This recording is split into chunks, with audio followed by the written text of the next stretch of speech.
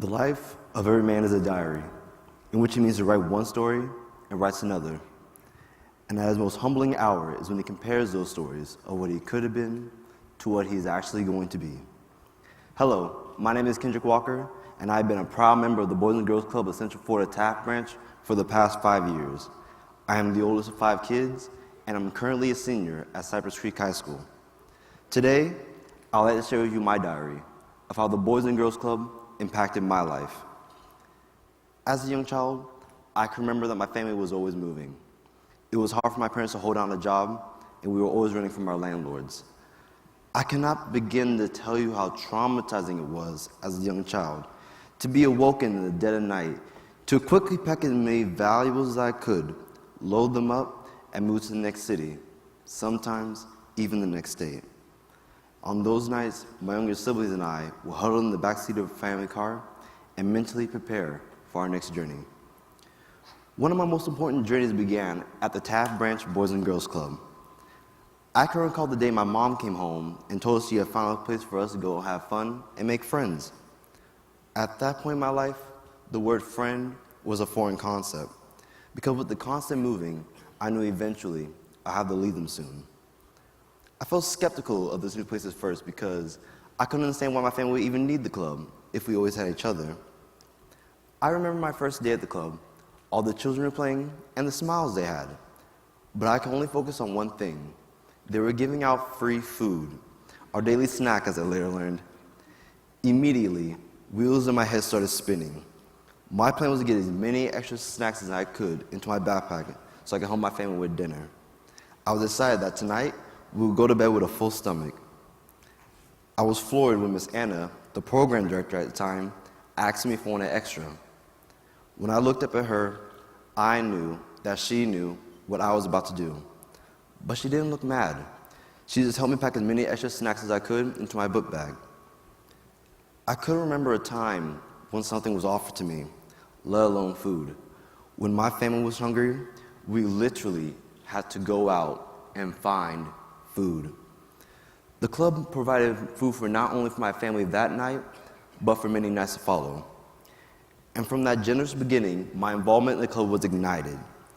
The programs at the club, such as Passport to Manhood, Keystone, and Power Hour, which all helped me in the importance of leadership, community service, charity, and academics. But the program that really touched me was the Keystone program. Through the Keystone program, I learned about giving back and being a leader in my community. I remember a particular community service project where we participated in a charity walk that raised awareness about homeless teens. As I listened to the different people speak, there was one young man's testimony who resonated deep with me. He spoke about how he survived being homeless, and the longer he spoke with us, the more I realized that his words were my words, that his struggles were my struggles, and even though we have never met, he was up there telling my story. I tried to put on a brave face in front of my club mates, mainly because they had no idea about my past struggles and just how parallel the speaker and I's lives were. At this point in my life fell into a pleasant routine, and I enjoyed it. I'd wake up, go to school, then club every day that I could. Because of the club, I was actually flourishing and happy with what my family had. It finally felt like we were in a good place, and I was part of something great. The lights had been on for over a month now, and both of my parents had jobs. Then, one day, I came home, found my parents scrambling to pack everything. It was time to move again. It felt as though my world was crumbling around me. That night, I learned my dad had been laid off again, and we needed to vacate before the police became involved. I was terrified at the thought of starting over. With the car packed as best we could, we drove to the only place where we felt safe, my second home, my Boys and Girls Club. That night, as we slept underneath those bright parking lot lights in my club, without any pillow under our heads, this place became my family's sanctuary. Each morning, my family and I would wake up before sunrise and drive to the closest McDonald's. My dad would purchase a small coffee so we'd be paying customers while we took a quick wash off and changed our clothes in the restrooms. We kept our homelessness a secret. On the outside, all seemed right with my family and I. but on the inside, we dreaded every night. It felt as though an eternity has passed when one morning, Mr. Shaggy, the service director, saw us sitting in the parking lot. My mother told him that we were just getting early start on our day, but Mr. Shaggy knew something was wrong. At that moment, our story came spilling forth. Between the tears and the frustration, we left nothing back. When I finally looked up at Mr. Shaggy, he wasn't fazed by anything that he just heard, but he was upset. Upset with us that we had not told him sooner. Mr. Shaggy was there every morning to open up the club early, just for us, so he can wash up and get our day started. And to no surprise to us, the club staff was just as understanding of our situation. Never once did they judge us, nor turn us away. They came to us as an aid and comforted us any way that they could. This time, I didn't feel like my family was on this journey alone. At this point in my journey is when the club became members in my family. Not too long after learning about my family's situation, Mr. Shaggy called my parents and told us that he found a place for us to live. And as my heart began to soar, it was quickly soured when my parents stated that they couldn't afford the down payment. He told my parents I was already taken care of. I didn't know at the time of how it was done, but I am forever grateful for the people that did it. What I share with you today are not just words. These are words straight from my diary, the diary of an overcomer. Those hungry nights should have made me into a thief. Sleeping in the car should have made me into a high school dropout, but I am neither. Where I started is not going to be where I end up.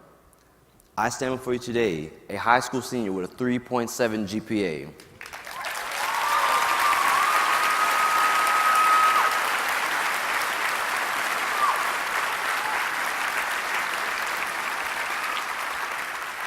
A member of the National Honor Society for my third year,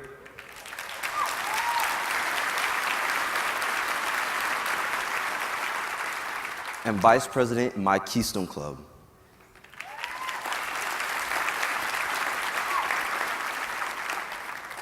And I'm proud to be the very first in my entire family to go to college.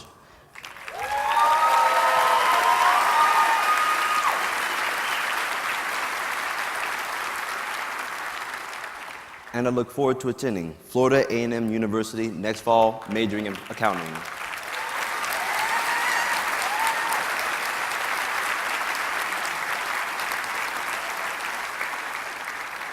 With my degree, I'm hopeful to be able to help others like myself avoid the financial trials that my family went through. When I leave for FAMU, I'll have the determination my parents taught me, the wisdom my experiences taught me, and the selflessness my Boys and Girls Club has taught me. The club has aided me tremendously in lighting my path to success, and now it's up to me to follow that path and to overcome, succeed, and achieve. My definition of success is standing at my corner office window overlooking the horizon. The infinite horizon representing the endless opportunities that I have ahead of me. I no longer have the same fears I once had as a child. And with all that I gained in my experiences in life, I can look back at my humbling stories and see where I could have been, but right now, I'm standing here, where I need to be, in my success. Thank you.